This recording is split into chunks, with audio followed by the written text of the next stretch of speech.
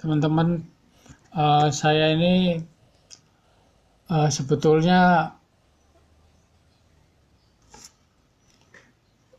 tidak memiliki apa-apa, tetapi ada beberapa benda yang saya temukan dan saya yakini memiliki sebuah apa namanya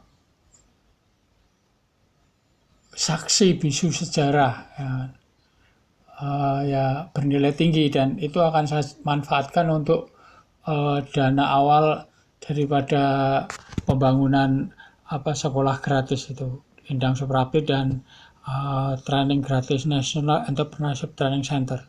Jadi waktu itu saya ceritanya tuh ada di daerah Tegal Jowo ya, dekat Semen Gresik cabang Rembang, dan saya waktu itu sedang melihat sawah, tiba-tiba ada awan yang berbentuk seperti wajah, yang ada hidung, mata, pipi, mulut ya. Entah ini wajahnya Gajah Mada atau entah wajah siapa, saya nggak tahu, leluhur yang mana saya nggak tahu. Saya karena tertarik saya ikutin, dan jalan yang saya tempuh itu bukan jalan selalu mulus ya. Saya lewat jalan perbukitan, hutan terjal, bahkan saya lewat hutan Mantingan, dan saya lewat makam Kartini, lokasi bakal kampus Universitas Endang Suprapti kalau memang itu nantinya sukses penggalangan dana itu berdiri di Kemadu ya. Saya sudah pesan tanahnya, bertemu dengan careknya, bertemu dengan para pemilik tanahnya, ketua tani. Pokoknya saya juga sudah pergi ke daerah Badan Pertanahan Rembang ya,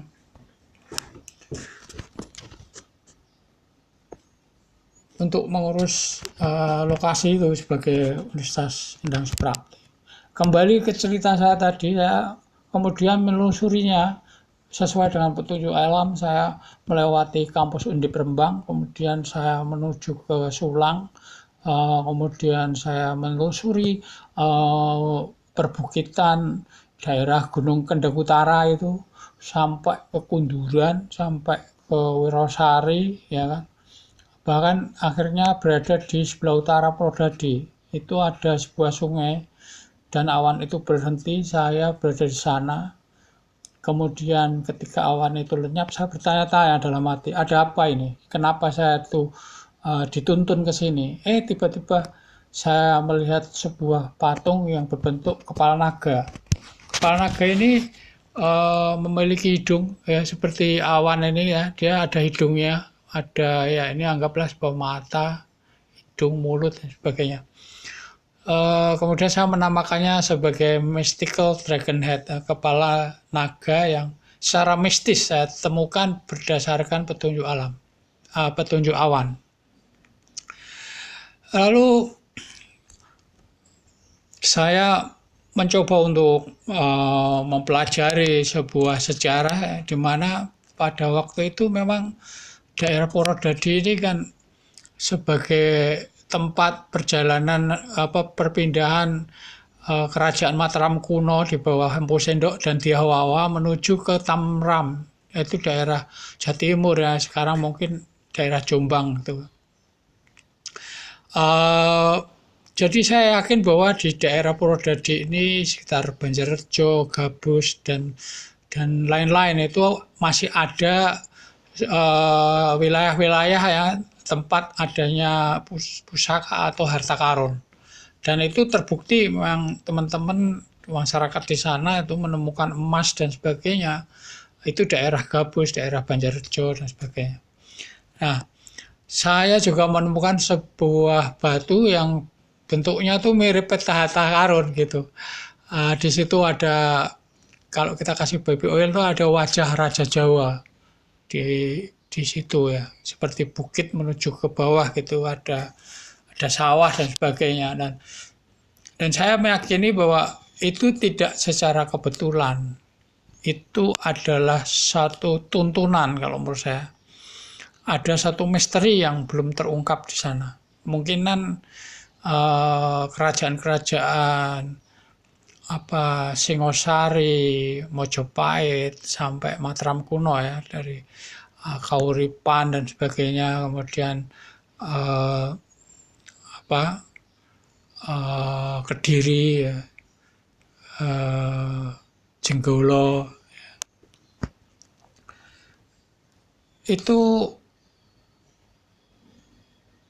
menyimpan peninggalan di daerah sekitar Delta Brantas sampai juga daerah Bengawan Solo ya. Dan peta itu saya percaya itu kalau kita pelajari histografnya, piktogramnya itu menunjukkan sebuah pengungkapan misteri. Kenapa sebuah batu secara kebetulan menyimpan sebuah catatan-catatan, yaitu tadi ada wajah raja dan sebagainya.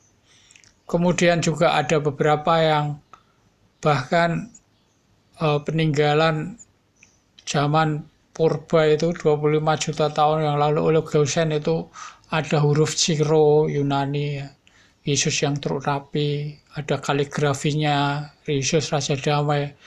Itu bukan satu kebetulan, tetapi itu merupakan satu rancangan yang maha kuasa melalui alam, bahwa seluruh kehidupan di dunia ini ada kaitannya. Karena keunikannya itu saya yakin ya, batu ini cukup berharga untuk dijadikan sebagai dana awal yang bisa saya putar, recycle capital, untuk pendirian sebuah universitas gratis bagi masyarakat. Jadi saya tetap yakin dan optimis bahwa semua itu akan bisa diwujudkan ya. Dengan naga itu sendiri berbeda dengan peninggalan di Eropa yang menunjukkan naga adalah lambang kekacauan, lambang kejahatan, lambang kegelapan dan sebagainya. Di Jawa dan Cina itu naga bahkan digambarkan sebagai penjelmaan para dewa. Ketika itu kan ada manusia pertama, Manu, yang memohon kepada Sang Hyang Widi untuk memperbaiki alam ya, dan diutusnya lah 3 dewa, Brahma, Wisnu dan Iswara, untuk ke dunia, di mana mereka menjelma menjadi naga Antaboga. Bata Brima ini dewa Brahma ini menjadi naga Antaboga, memperbaiki struktur tanah, kesuburan. Kemudian Wisnu sebagai naga Besuki yang menjaga kekayaan. Kemudian waktu itu dia juga menciptakan sebuah samudra, lautan, lewat lewat mulutnya, di mana ekornya itu adalah merupakan gunung-gunung, dan juga badannya meliuk-liuk membentuk sungai dan hutan dan sebagainya. Dan Iswara menjelma menjadi naga Taksaka ya, itu menjaga supaya udara bersih dan penguapan air laut ini bisa dibawa ke gunung untuk kemudian diturunkan sebagai hujan. Inilah perbedaan yang nyata pandangan masyarakat tentang naga ini. Bahkan di Cina itu naga sebagai lambang kebijaksanaan, wibawa raja, kesuburan, dan sebagainya.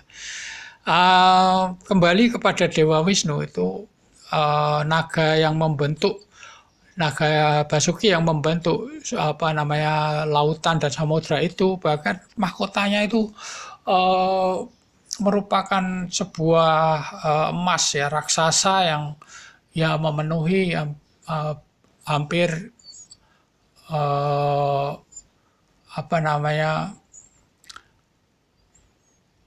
sepertiga bumi itu. Jadi emas tuh banyak sekali itu sebagai perwujudan dari Dewa Basuki yang ya memang Dewa Wisnu yang menjelma menjadi naga Basuki yang menjaga kekayaan alam. Oke, seperti itu cerita saya. Semoga ini bermanfaat dan saya yakin memang penggalangan dana ini saya tujukan untuk dermawan yang kaya ya. Supaya mereka bisa juga mendapatkan anugerah keselamatan, kemudian kasih dan juga kebijakan, kejayaan. Mereka bisa menolong melalui penggalangan dana ini juga menjaga ekofak dan menolong masyarakat yang nantinya akan sekolah gratis di universitas yang akan kita dirikan. Membantu kita juga, saling membantu. Saya juga bisa memutar ya dana awal itu sebagai recycle capital, perputaran uang ya, modal ya, yang bisa untuk mewujudkan cita-cita, membuat universitas gratis dan juga mendorong berdirinya banyak UMKM di Indonesia. Terima kasih.